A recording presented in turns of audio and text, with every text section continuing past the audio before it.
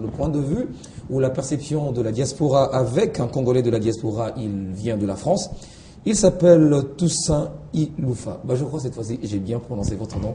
Merci, Monsieur Toussaint, d'avoir répondu à notre invitation. Bienvenue et bonjour. Bonjour, Monsieur Zantoto. Voilà. Et merci de me recevoir sur votre plateau. Voilà. Alors, la première question. Aujourd'hui, comment la diaspora dans son ensemble arrive à comprendre, à cerner ce problème? Comment faut-il l'expliquer? Point de vue de la diaspora. Une guerre économique, politique, comment l'explique-t-on, à votre avis? Alors, je crois que la diaspora a du mal à comprendre cette guerre parce que la communication est très mauvaise, n'est-ce pas? Et je crois que la majorité de personnes pensent même qu'il y a trop de flou dans cette guerre. On ne sait pas qui attaque quoi, pourquoi. Et les peuples de la diaspora, tout comme j'ai constaté ici sur place, avec les Congolais, les locaux, on ne sait pas qu'est-ce qui se passe réellement, n'est-ce pas? Parce qu'on voit des rencontres, vous parliez tout à l'heure d'une diplomatie offensive, n'est-ce pas? Vers qui? Parce qu'on ne peut pas résoudre un problème quand on ne sait pas qui est votre ennemi, n'est-ce pas? On nous parle des M23, le M23 à la tête duquel se trouve un certain monsieur Tangana, n'est-ce pas? On ne sait pas qui il est. Et on a du mal à comprendre comment l'armée d'une république comme le Congo, n'est-ce pas, a du mal à mater une rébellion dans un coin du pays. Mais soutenue par des pays étrangers. Oui. Alors, lorsque vous identifiez qu'un pays étranger soutient une rébellion contre vous, n'est-ce pas, je crois que les actions à faire ou à mener ne sont pas de s'afficher, n'est-ce pas, avec le dirigeant de cette armée, de cette puissance, n'est-ce pas, alors même que le pays, notre mère, le Congo, est blessé, n'est-ce pas? Et je crois que la diplomatie dont vous appelez la diplomatie offensive devrait plutôt essayer de voir dans quelle mesure nous pouvons éviter comment je dirais, de dévoyer en fait cette agression. Il faut expliquer au peuple, il faut expliquer aux citoyens, n'est-ce pas, voilà l'agresseur, voilà son soutien, n'est-ce pas, et faire comprendre aux citoyens que nous sommes, parce que qu'on soit de la diaspora d'ici, nous sommes tous des Congolais, oui, n'est-ce pas, le faire comprendre à ces citoyens, voilà pourquoi nous avons du mal, depuis bientôt, si je veux remonter, si je veux être méchant, plus d'une décennie. Tout à fait, voilà pourquoi nous avons du mal à mater cette rébellion. Peut-être les citoyens vont adhérer et accepter, pourquoi pas, des levées de fonds spéciaux pour soutenir cette armée. Parce que cette armée, vous et moi, je ne sais pas pour vous, mais moi, mon armée à moi, je ne connais pas son arsenal. L'arsenal de l'armée congolaise, c'est quoi? Alors, Monsieur Toussaint, dites-moi, oui, lorsque vous évoquez un déficit de communication, oui, ça veut dire quoi exactement? Il y a la télévision, oui, il y a l'Internet, il y a les radios, vous ne suivez pas, les autorités ne s'expliquent plus là? Les autorités, apparemment, s'expliquent surtout en la personne de M. Mendé, que j'écoute très souvent d'ailleurs, n'est-ce pas, et qui nous remet la même chose chaque fois, n'est-ce pas. Nous sommes attaqués par tel groupe, soutenus par tel pays, mais c'est là l'information. Oui, l'information est là. Mais dites-nous maintenant, que fait le gouvernement? Que fait les autorités de ce pays, n'est-ce pas? Lorsque vous et moi, chez moi, je peux vivre dans un grand domaine, n'est-ce pas? Dès lors qu'on m'apprend qu'il y a un intrus chez moi, même si à l'intérieur où je me trouve, les portes et les fenêtres sont blindées, je ferai tout en sorte que cet intrus soit mis hors de danger, n'est-ce pas? Le problème, c'est qu'on ne sait pas.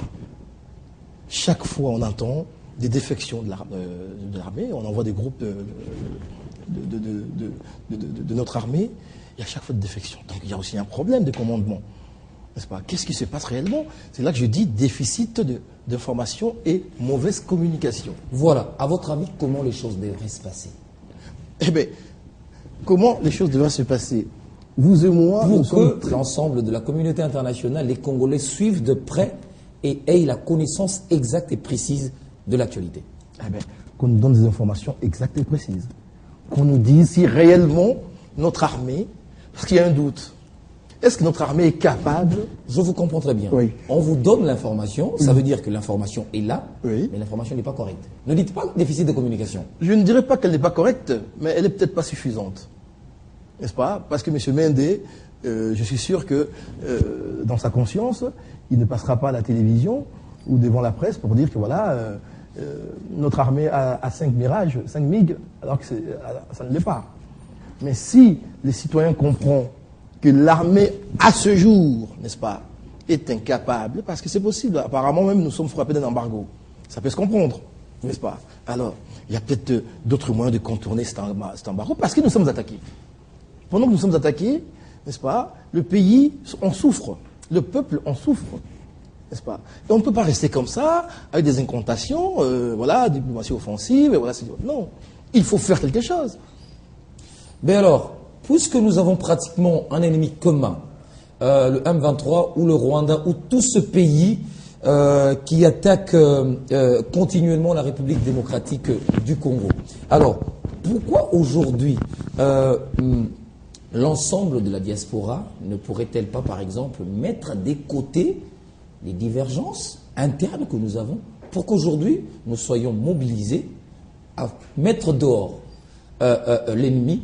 Et puis, les problèmes, nous allons les régler ensemble. Mais vous êtes, vous aussi, au niveau de la diaspora, divisés contre votre propre pays, contre les autorités.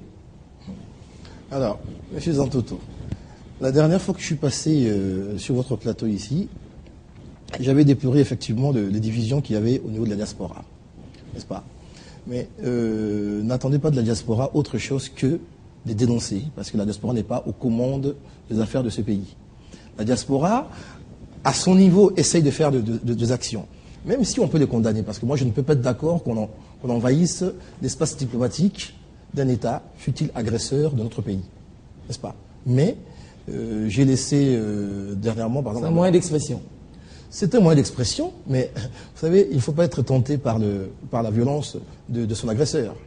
N'est-ce pas? Sinon, ça risque de se retourner contre nous. Mais j'étais d'accord lorsqu'il y avait un sitting, par exemple, devant l'ambassade rwandaise à Bruxelles, j'étais d'accord, n'est-ce pas? Et j'ai déploré effectivement qu'on ait franchi la clôture de l'ambassade pour arracher le drapeau rwandais. Ça, ce sont des choses que je ne peux pas... Voilà, justement. Mais la diaspora à son niveau, et d'ailleurs, vous devez être reconnaissant à la diaspora, parce que la diaspora, depuis le début, alors que le gouvernement cherchait encore qui était derrière qui faisait quoi, la diaspora avait déjà soupçonné le Rwanda d'être à l'origine justement de cette agression, se servant des différents groupes de M23 jusqu'à je ne sais quel M. Il faudra peut-être que nous créions des haines, ou créer la haine, on ne sait pas. Alors quels moyens de pression, vous aussi, au niveau de la diaspora, exercez-vous pour essayer de faire entendre aujourd'hui votre voix? C'est seulement des meetings, des sittings, comme vous l'avez dit? On travaille qu'avec les moyens à notre disposition.